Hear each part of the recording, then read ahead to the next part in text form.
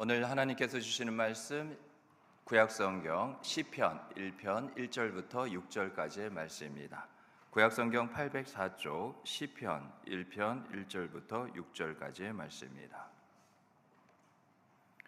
1절부터 한 절씩 교독합니다. 복 있는 사람은 악인들의 꾀를 따르지 아니하며 죄인들의 길에 서지 아니하며 오만한 자들의 자리에 앉지 아니하고 오직 여호와의 율법을 즐거워하여 그의 율법을 주야로 묵상하는도다. 그는 시냇가에 심은 나무가 철을 따라 열매를 맺으며 그 잎사귀가 마르지 아니함 같으니 그가 하는 모든 일이 다 형통하리로다. 악인들은 그렇지 아니하며 오직 바람에 나는 겨와 같도다. 그러므로 악인들은 심판을 견디지 못하며 죄인들이 의인들의 모임에 들지 못하리로다. 무릇 의인들의 길은 여호와께서 인정하시나 악인들의 길은 망하리로다. 아멘. 가족 여러분, 여러분은 복 있는 사람입니까? 복 있는 사람이 되기를 주님의 이름으로 축복합니다. 우리 모두가요, 주님 주시는 복으로 넘치는 삶을 살면 정말 좋겠습니다. 제가 담임 목사가 되고 보니 성도 여러분 한 분 한 분, 그리고 여러분들의 각 가정마다 하늘로, 그 하늘복으로 충만해지는 그러한 모습들이 정말이지 이제는 제게 너무나 큰 소망이 되었습니다. 성도님들의 좋은 소식이 그렇게 들리게 되면 저도 기분이 좋고 그렇게 즐겁더라고요. 막혔던 문제가 풀려지게 되고 어려운 문제가 잘 해결되었다는 그러한 이야기를 들으면 정말 감사하게 되더라고요. 그래서 더 열심히 기도하게 되는 그런 저의 모습을 보게 됩니다. 다 하나님이 하시는 일 아닐런지요. 이 세상을 살아가는 모든 사람은 누구나 다 예외할 것 없이 자기 인생의 행복을 원합니다. 바라죠. 그런데 솔직히 그랬으면 좋겠다라는 정도 이상으로 행복을 열망합니다. 행복하기 위해 최선을 다해서 공부하고요, 일하고요, 모든 노력을 아끼지 않습니다. 하지만 정작 바라는 것들을 얻은 후에는 만족하지 못하는, 그리고 갈등하는 경우가 있습니다. 왜 그렇습니까? 그것은 행복의 조건이 소유에 있다고 생각하기 때문입니다. 지금 내가 가진 것에, 내가 가지고 있는 것에 행복의 여부가 결정된다고 그렇게 확신하고 있기 때문이죠. 여러분, 이게 우리의 인간의 연약함입니다. 무엇이 내게 있고 없고를 행중의 행복의 기준으로 삼는 것을 버리지 못합니다. 마음속으로는 그러면 무엇을 가지고 행복의 기준으로 삼겠느냐, 그렇게 반문할 수 있을 정도예요. 한마디로 있으면 행복한다는 겁니다. 그게 많으면 더 행복하다는 거죠. 하지만 반대로 부족하면 우리는 그것 때문에 불행하다고 여깁니다. 더 나아가 하나도 남지 않고 다 없어지기라도 한다면 내 인생이 마치 끝난 것처럼 여기게 됩니다. 성경은 분명히 말합니다. 디모데전서 6장 8절 말씀. 우리가 먹을 것과 입을 것이 있은즉 족한 줄로 알 것이니라. 또 히브리서 13장 5절도 증거하고 있습니다. 돈을 사랑하지 말고 있는 바를 족한 줄로 알라. 그가 친히 말씀하시기를 내가 결코 너희를 버리지 아니하고 너희를 떠나지 아니하리라 하셨느니라. 우리가 모든 말씀에 아멘 해야 하지만 오늘 이 시간 하나님의 말씀이 선포되어지고 증거되어지는 디모데전서와 히브리서 이 두 구절의 말씀에 아멘이 되셔야 합니다. 자, 그렇다고 아멘을 강요한 건 아니에요. 제 말은 뭐냐, 하나님의 이 두 구절의 말씀은 뜻은 뭐냐, 이것에 아멘하는 인생이 복된 인생이라는 겁니다. 이것이 아멘하지 못한다면 내가 왜 아멘할 수 없는가, 그것에 대해서 우리의 신앙과 삶을 점검해야 한다는 그러한 의미였습니다. 여러분, 내 인생의 주인은 내가 아니기 때문에요, 하나님이시기 때문에 내 인생을 행복하게 하실 수 있는 분은 내가 아니라 하나님이라는 것을 인정해야 합니다. 이게 행복의 첫 단추예요. 먼저입니다. 그리고 그 다음으로 하나님이 나를 복되게 하시는 분이라는 것을 또한 인정하세요. 우리에게 믿음은 그러라고 주신 겁니다. 내가 아니라는 부인과 함께 하나님이시라는 인정이 바로 우리에게 주신 믿음을 통하여서 가능해지는 거죠. 하나님은 반드시 내게 복 주신다. 이걸 믿으세요. 우리는 사실 하나님께서 우리를 얼마나 복되게 하기를 원하시는지를 우리가 아는 것 같지만 잘 알지 못합니다. 하나님이 우리를 복되게 하실 정도는 우리가 이 정도시겠지, 이만하지 않을까? 그 이상이에요. 아니, 헤아릴 수가 없을 정도입니다. 하나님이 한번 복을 부어주기 시작하시면 하나님 됐어요, 이제 그만 주셔도 됩니다. 아니요. 우리가 복의 기준이 아니고 내가 원하는 바의 그 그릇이 내가 받을 복이 아니기에, 하나님이 정하셨고 하나님이 원하시는 뜻이기에 복 주시는 것조차도 우리가 막을 수가 없을 정도예요. 그런데 그게 어떤 특정한 사람이 아니라 주 예수 그리스도를 통하여 구원의 은혜 가운데 예수를 구주로 영접한 모든 자들에게 그 행복의 길이, 그 막혔던 모든 것이 무너짐과 동시에 예수 생명과 함께 우리에게 주어졌습니다. 우리가 하나님의 자녀요 백성이 됐다는 것은 아버지로부터 왕으로부터 복을 받는 자가 되었다는 말이에요. 이전에는 그러한 인생이 되지 못했고 죄로 인해 이미 죽어서 영원한 사망이 바로 코앞에 있는 그러한 절망의 인생들이었지만, 소망이 되는 것은, 소망은 무엇을 근거로 하죠?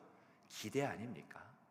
어떤 것에 대한 약속, 그러한 이야기가 있어서 그것에 대해서 우리가 믿음을 가지고 막연한 그냥 희망상 되면 좋고 아니면 말고가 아니라 분명 그렇게 될 거야, 되기를 바래, 그 근거가 있기에 그것을 또한 기대하며 참으며 그렇게 하루하루 기쁨과 즐거움과 기대 속에 살아가는 것이 소망이잖아요. 그 소망이 뭐라는 거예요? 내가 너를 반드시 복되고 복되게 하리라, 은혜의 은혜를 더하리라. 내 자녀이고 내 백성이기 때문에 그렇습니다. 하나님은 우리가 행복하기를 원하는 것을, 지금 내가 행복한 것을, 그것보다 더 넘어서 우리가 행복하기를 원하고 또 행복하길 바라고 행복한 모습으로 살아가는 것을 우리보다요, 나보다 더 좋아하십니다. 더 원하시고 이걸 더 기뻐하시는 분이 하나님이에요. 근데 세상 보세요. 내가 남보다 조금 행복하면 그렇게 막 좋아라 하나요? 겉으로는 그럴지 모르죠. 물론 진심으로 그런 분들이 있을 수도 있습니다. 근데 보면 전부가 아니잖아요. 입장을 바꿔보면 나는 시기한 적 없을까요? 질투가 되지 않을 적이 없을까요? 저 사람은 그렇게 복을 받는데 하나님 나는 뭡니까? 스쳐지지라는 그런 원망이 한 조각도 없었을까요? 이게 우리의 모습이라고요. 그래서 오늘 말씀의 결론을 먼저 말할 수 있습니다.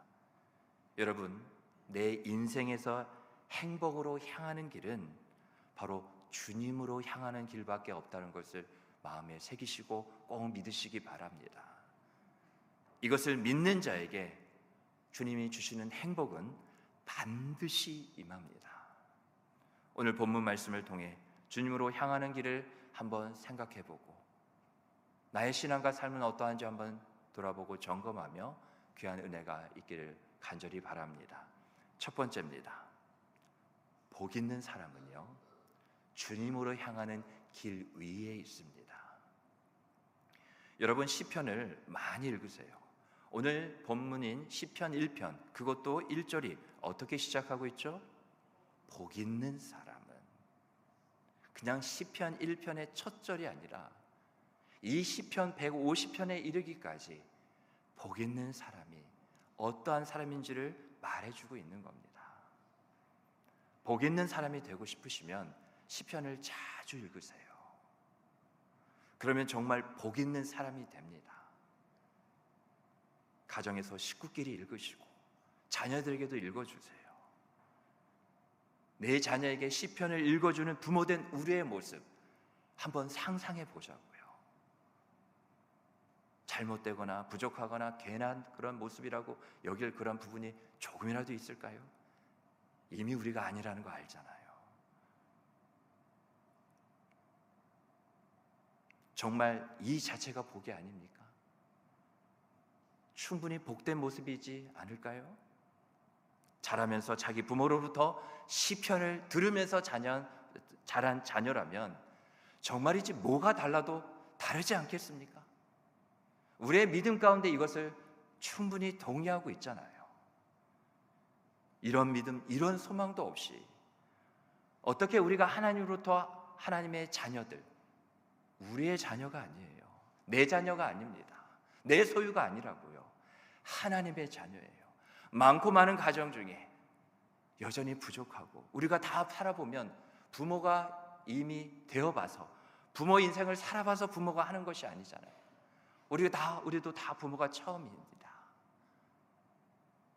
그렇게 하나님의 자녀들을 위임받은 우리가 부모라고 할 수 있겠는지요? 최소한 하나님 앞에서 말입니다.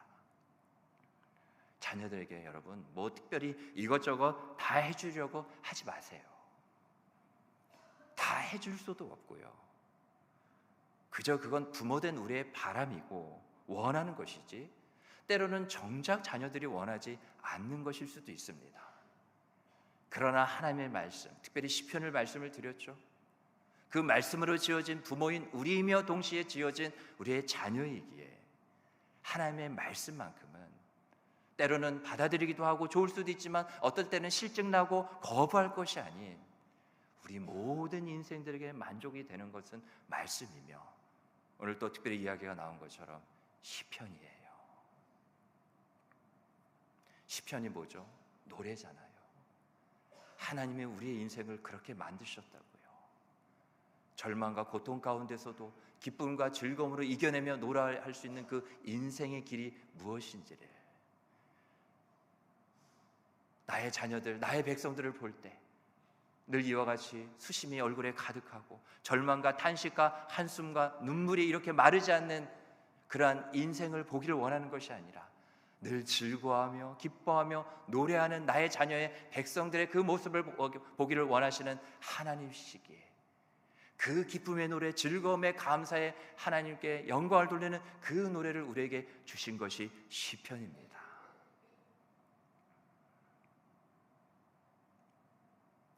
우리 한번 하나님 믿고요, 자녀들과 시편을 읽어보자고요. 어떤 변화들이 우리 자녀들에게 나타나는지 궁금하지 않으십니까? 정말 이 시편을 하나하나 읽으면서 계속 읽는 가운데 우리가 이렇게 이래라 저래라 굳이 말하지 않아도 그렇게 가르침이고 또한 양육의 그러한 모습이 아니더라도 내가 시편 가운데 하나님이 나의 자녀이기 전에 하나님의 자녀이기에 하나님께서 만들어 가시고 이끌어 가시고 하나님의 인격적으로 만나게 하시며 그 모든 것 내가 지금까지 바라고 기도하게 하신 것을 그 시편을 나의 자녀와 함께 읽는 그것만으로도 하나님이 얼마나 크고 놀라운 일을 행하실까 하나님이 보게 하신다고. 왜요? 이것이 맞구나. 정말 하나님이 그냥 시편 하나 읽었을 뿐인데 이것이 아닌 하나님의 말씀을 통해 시편을 통하여 나의 자녀, 우리의 가족 가운데 하나님을 향한 기쁨과 즐거움과 감사의 노래가 넘치는 이곳 하나님께서 하나님 나라가 되어가게 하실 때 우리의 자녀를 하나님께서 이 하나님 나라를 위하여 존귀하게 사용하실 하나님 나라의 일꾼으로 나의 자녀들을 만들어 가시는구나. 우리가 확신해야 더 그러한 확신 가운데 모든 것을 이기며 그 어떤 것보다도 이것을 최우선으로 여기며 우리가 죽는 그날까지 하나님 앞에 서는 그날까지 때가 되었기에 이젠 더 이상 어쩔 수 없이 기쁨과 감사함으로 우리의 자녀들을 떠나는 그날까지 우리가 더 포기하지 않고 이것만은 내가 놓지 않으리라 우리가 우리 부모된 저 여러분 모두가 하나님 앞에 순종하며 충성된 그런 모습이 아닐런지요. 다시 본문으로 돌아와서요. 복 있는 사람은 주님으로 향하는 길 위에 있게 되는 것은 그 이유가 뭐냐면요, 우선 복 있는 사람은 악인과 죄인과 오만한 자의 길을 버리는 사람이기 때문에 그렇습니다. 이 길을 버리기 때문에 이 길밖에 남아있는 길이 없기 때문에 그 길만을 가고 그 길이 전부인 줄 알고 그 길 외에는 다른 길을 결코 곁길로 세거나 또한 요동하지도 않는 가운데 오직 주님으로 향하는 그 길만이 생명의 길이요 은혜의 길이요 복된 길이라는 것을 알고 걸어가는 자라는 거죠. 그러기에 성경 오늘 본문 말씀은 어떻게 버려야 하는지를 하나하나 구체적으로 말해주고 있습니다. 시편 1편 1절, 오늘 본문 첫 구절이죠. 함께 읽습니다. 시작. 복 있는 사람은 악인의 꾀를 따르지 아니하며 죄인들의 길에 서지 아니하며 오만한 자들의 자리에 앉지 아니하고. 아멘. 여러분, 내 주변에 있는 악인들의 꾀를 따르지 마세요. 죄인들의 길에 서지 마십시오. 오만한 자들의 자리에 동석하지 마세요. 거기에 앉으시면 안 됩니다. 하나님께서 하지 말라고 하시는 것을 하지 않는 것이 순종입니다. 하나님은 거기서 영광을 받으셔요. 다른 데서 순종하려고 하지 마시고 다른 데서 하나님께 영광 돌리려고 애쓰실 필요가 없단 말입니다. 복 있는 사람이 하지 않는 이 세 가지를 우리가 방금 함께 나눈 것을 꼭 마음에 새기시기 바랍니다. 대신 복 있는 사람이라면요, 이것을 버리는과 동시에 즐겨 행하는 것이 있다고 오늘 본문이 말하고 있습니다. 그 다음 구절인 2절을 함께 읽어보실까요? 시작. 말씀 띄워주세요. 네, 그래요. 우리 성경 보고 같이 읽겠습니다. 시작. 오직 여호와의 율법을 즐거워하여 그의 율법을 주야로 묵상하는도다. 아멘. 악인과 죄인과 오만한 자의 삶을 피하는 유일한 길은 무엇이래요? 말씀을 묵상하는 겁니다. 왜냐하면 우리가 알아요. 모르지 않습니다. 살아온 인생이 있기 때문에 그래요. 우리는 어느 한순간도 이 세상으로부터 자유롭지 못합니다. 그런 적이 없어요. 이 문제 해결돼서 자유로움을 느낀 듯 하지만 어느덧 또 다른 인생이 문제들이 기다리고 있어요. 자유롭다면 그것은 거짓입니다. 소가 여물을 되새김질하듯이, 그게 사실 묵상의 어원의 뜻인데요, 늘 주야로 하나님의 말씀을 마음에 두고 누구를 만나든지 어떤 일을 결정하든지 우리가 이 세상 가운데 자유할 수 있는 유일한 길은 그 말씀에 비추어 보는 길밖에 없습니다. 예수님이 뭐라 말씀하셨어요? 진리가 너희를 어떻게 한다고요? 자유케 하리라. 말씀하셨잖아요. 정답이 있잖아요. 자유를 다른 데서 찾을 수가 없고 찾으면 안 된다는 말씀입니다. 내가 모든 것 가운데 지금 자유롭지 못하고 억눌리고 우겨싸임을 당하는 가운데 덤으로 두려움과 괴로움과 염려와 걱정과 불안과 의심 가운데 살아가는 것, 그렇게 자유하지 못한 이유가 뭐라는 거예요? 내 신앙과 삶을 돌아보라는 겁니다. 어느덧 놓친 것이 있다는 거예요. 예전엔 잘했을지 모르지만 이제는 멀어졌고 그러한 모습조차 다 찾지 못하는 부분이 있다는 거죠. 말씀을 묵상하는 것. 여러분, 말은 글이 아닙니다. 책이 아니에요. 말씀은 주님이십니다. 하나님이셔요. 말씀을 묵상한다는 것은 하나님을 생각한다는 겁니다. 하나님을 잊지 않는다는 거예요. 하나님과 늘 함께 하겠다는 그런 나의 거룩한 몸부림이 여기서부터 시작이 된다는 겁니다. 하나님이 그런 자를 버리시겠어요? 나를 찾고 찾는 자를 하나님께서 외면하시겠어요? 이미 성경에서 말씀하셨잖아요. 내가 너희를 버리지 아니하리라. 내가 너희와 함께 하리라. 내가 너희를 도와주리라. 주님이 다 말씀하셨습니다. 정말이지 말씀에 비추어 보는 길밖에 없어요. 말씀에 비춰 보이지 않으니 내 모든 인생의 길을, 그 결정을 어디에 비춰 보냐는 거예요.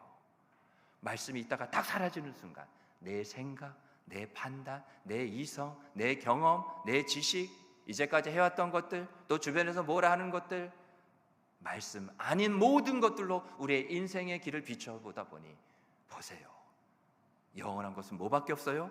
말씀. 완전한 것은 뭐밖에 없어요? 말씀. 그걸 주셨는데도 우리가 가볍게 여긴다고요. 거기에 비춰만 보면 다 열려지고, 다 주님께서 말씀하시고, 하나하나 다 피할 길 다 내주시는데 우리가 정말 어리석은 겁니다. 아닌 것에서 우리가 맞는 것을, 옳은 것을 찾으려 하니, 그래서 인생이 힘든 거라고요. 하나님은 우리의 인생을 결코 힘들게 만들지 않았습니다. 복되게 하고 은혜롭게 하고 기쁨과 즐거움 속에 감사가 넘치며 그렇게 나의 사랑으로 충만하게 부르신, 저 죄에서 건져내신 저 여러분의, 우리의 인생 아닙니까? 여러분, 말씀 묵상은 결코 내 신앙생활에서 짐이 아닙니다. 오히려 내 모든 짐을, 이 세상으로부터 자유롭지 못한 모든 인생의 그런 짐을 가볍게 만들게 하는 힘이 있는 것이 말씀 묵상이에요. 때로는 그 짐을 내려놓고 나를 얼마든지 자유롭게 하는 능력이 되는 게 말씀 묵상입니다. 수고하고 무거운 짐진 자들아 다 내게로 오라. 여러분, 예수님이 눈에 보이세요? 저도 보이지 않습니다. 그러나 예수님을 만나고 볼 수 있어요. 무엇으로? 말씀으로.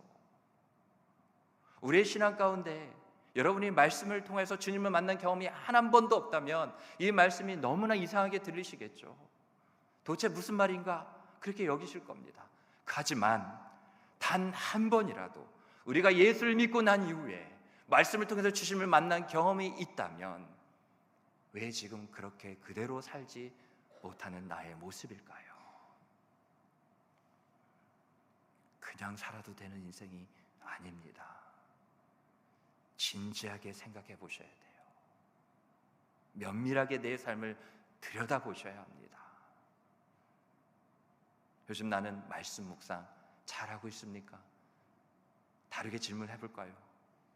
주님 만나기를 그렇게 원한다고, 내게 말씀해 달라고, 내게도 은혜와 복을 달라고 그렇게 기도하지만 구한 대로, 바란 대로, 원한 대로, 간구한 대로, 기도한 대로 나는 말씀 묵상, 다시 말하면 주님 잘 만나고 계세요, 여러분?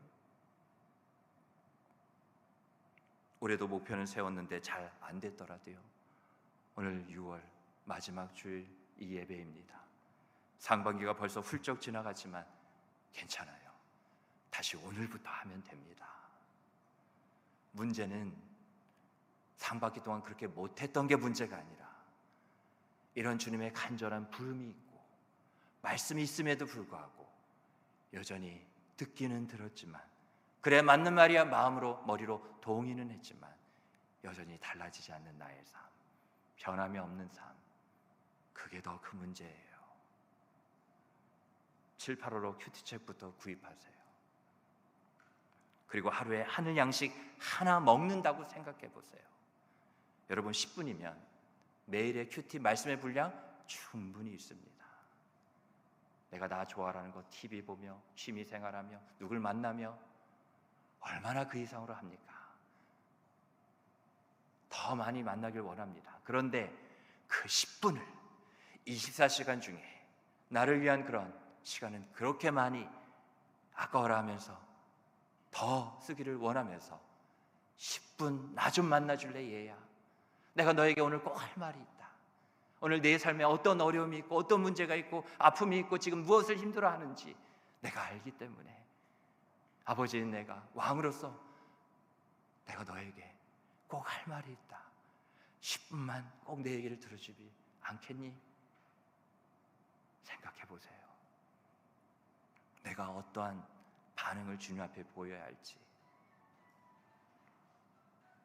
그러라고 지금 음악도 나오잖아요. 잊지 말라고.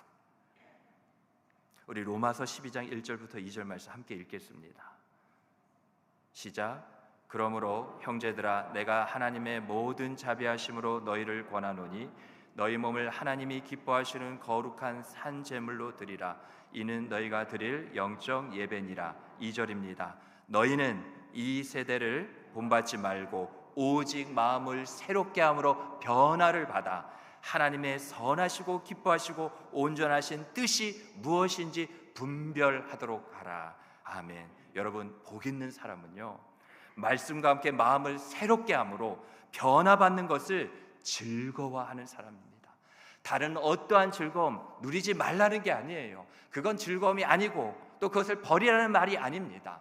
하나님이 주신 다 즐거움이에요. 그러나 가장 우선된 즐거움, 모든 즐거움보다 뛰어난 즐거움, 그 즐거움, 한 줄기의 물줄기와 같이 모든 즐거움을 가능케 하고 또 우리에게 주어주는 그 즐거움이 뭐냐?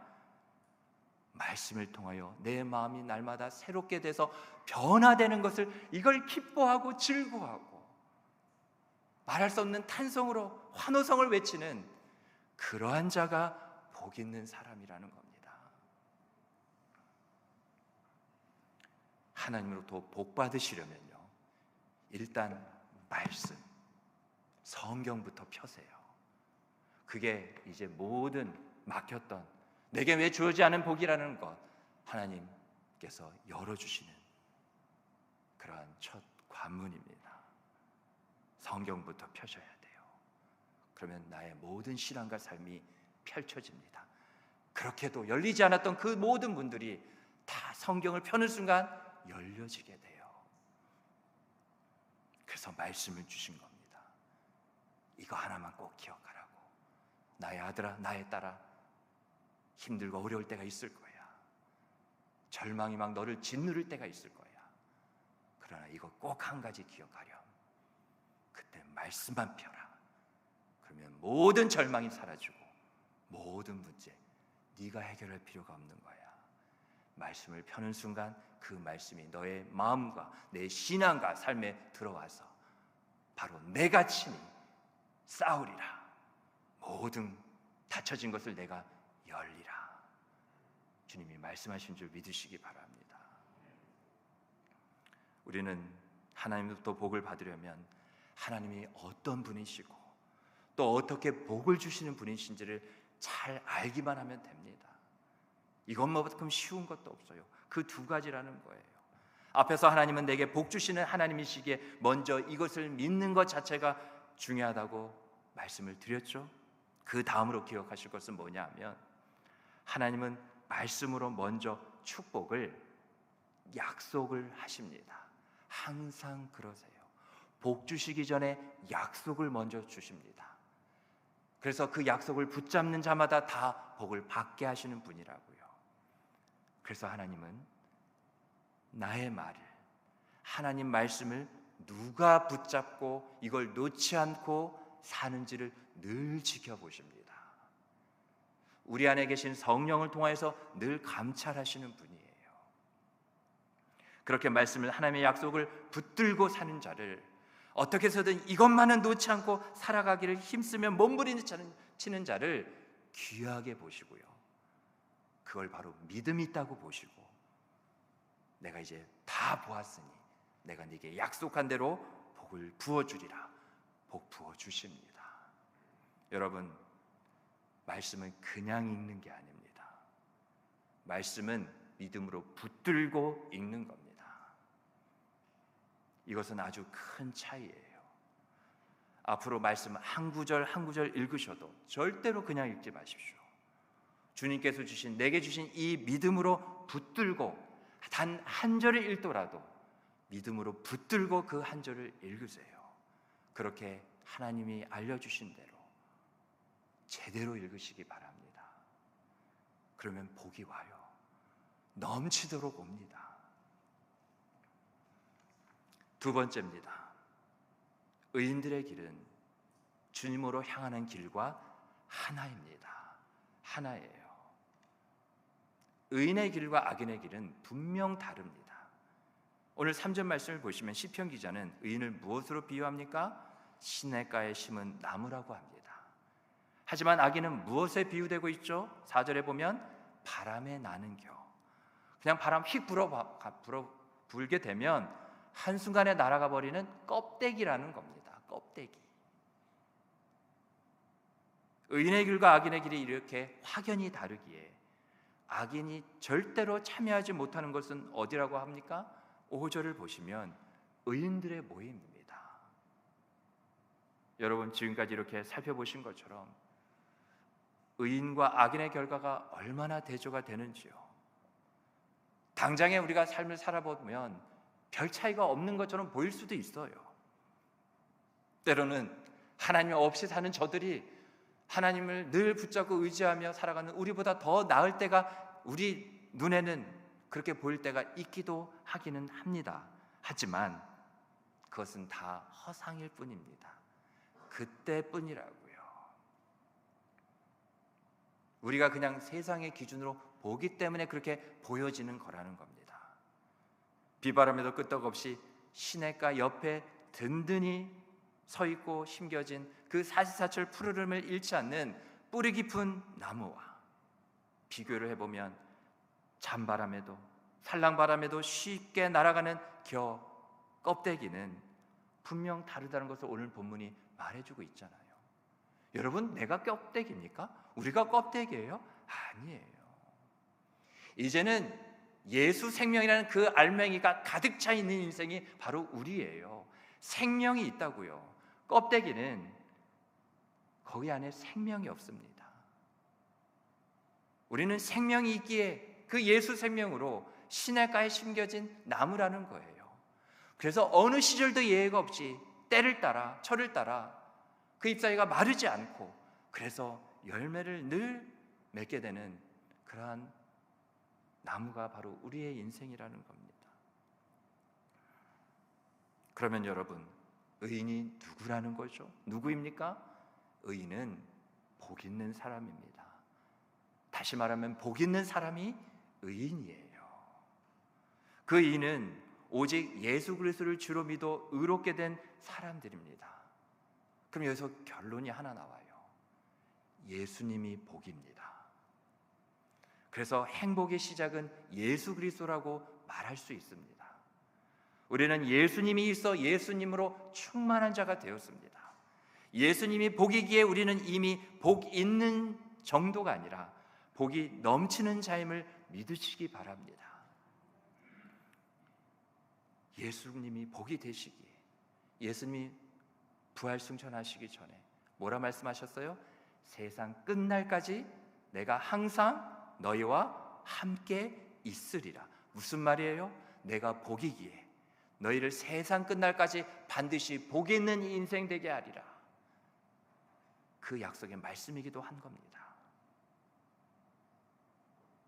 그래서 오늘 시편이 복 있는 사람은 이렇게 시작한 것은 예수님이 있는 사람은 이라고 시작을 한 거예요.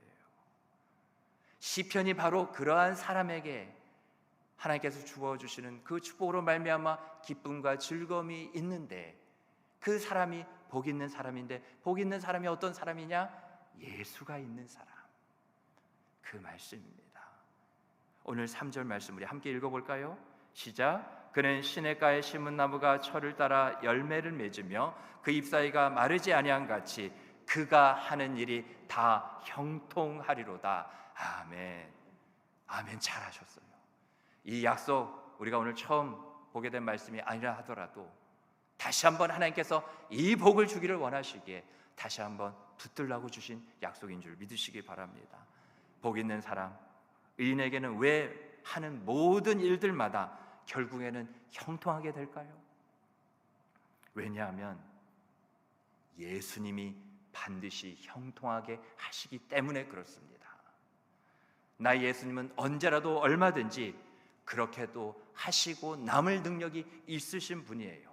마태복음 28장 18절 우리 다 함께 읽겠습니다. 시작. 예수께서 나와 말씀하여 이르시되 하늘과 땅의 모든 권세를 내게 주셨으니. 아멘. 우리가 지어내는 얘기 허상의 그런 얘기가 아니에요. 다 성경의 이유와 근거를 말씀하고 있는 겁니다. 하나님이 내 아들 예수 그리스도께 하늘과 땅의 모든 권세, 하나님의 그 모든 권세를 아들 예수님에게 다 주셨어요. 그래서 그 예수님을 또한 우리에게 또한 주셨습니다. 그래서 복 있는 사람은 하는 모든 일이 다 형통하게 되어 있는 거예요. 왜요? 복을 받기 때문이라서가 아니라 예수가 이미 그 안에 있기에, 예수가 어떠한 인생이라도 결코 떠나지 않고 복된 인생 되게 하시기에. 여러분, 우리는 능력이 정말 없잖아요. 정말 능력이 없습니다. 맞는 말이죠. 그런데 내 안에 계시는 나의 예수님은 불가능이 없으신 분입니다. 이것도 맞잖아요. 모든 권세가 오직 유일하게 예수님에게만 있는데 뭘 걱정하냐는 거예요. 뭘 염려하십니까? 뭘 두려워하십니까? 예수님께 기도하면 됩니다. 기도하십시오. 예수님은 항상 내 편입니다. 구하는 것을 얻게 하시고, 찾는 것을 찾게 하시고, 두드리는 것을 열리시게 하는 분은 나의 예수님이에요. 우리의 예수님입니다. 나는 얘야 만반의 준비가 다 돼 있다는 거예요. 살려달라, 도와달라, 채워달라, 불쌍히 여겨달라, 한마디만 하라는 겁니다. 내가 다 하겠다는 거예요. 그렇게 예수님은 결국에 우리의 신앙의 길과 삶의 길을 오늘 말씀의 제목처럼 주님으로 향하는 길, 예수님께로 향하는 길이 되게 하십니다. 성령님은 이걸 도와주시고요. 말씀을 맺겠습니다. 제가 언젠가 한 크리스찬 연예인의 간증을 들은 적이 있습니다. 어릴 때 기도 제목이 그거였대요. 하나님, 저 부자 되게 해주세요. 유명해져서 돈 많이 벌고 싶어요. 그래서 어린 마음에 하늘에서 지폐가 정말 떨어지면 좋겠다, 이런 마음으로 그렇게 열심히 노력했다고 합니다. 이제 성인이 돼서 인기가 많아졌어요. 돈도 많이 벌고 유명해졌습니다. 그래서 먹고 싶은 것들을 마음대로 먹었대요. 갖고 싶은 것도 돈으로 사고 다 가졌답니다. 그런데 결론적으로 행복하지 않더래요. 왜 행복하지 않은 거지?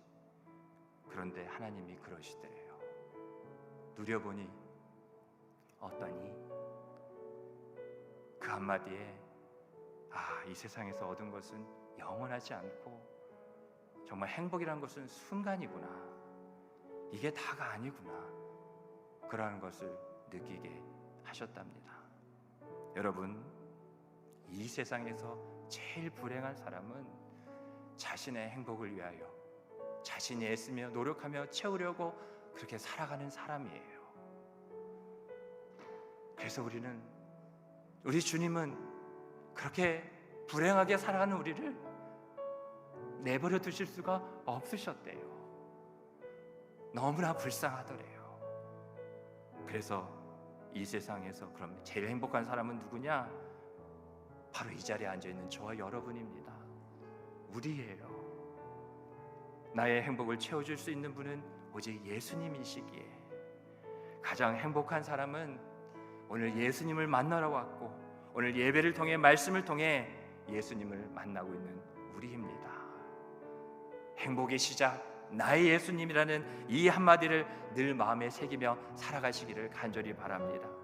우리가 예수님 때문에 복 있는 사람이고 은혜의 길을 걸어가고 있다고 확신하기에, 그렇게 날마다 주님을 향하여 한 걸음 한 걸음 걸어가시는 저 여러분, 우리 모두가 되기를 주님의 이름으로 축복합니다.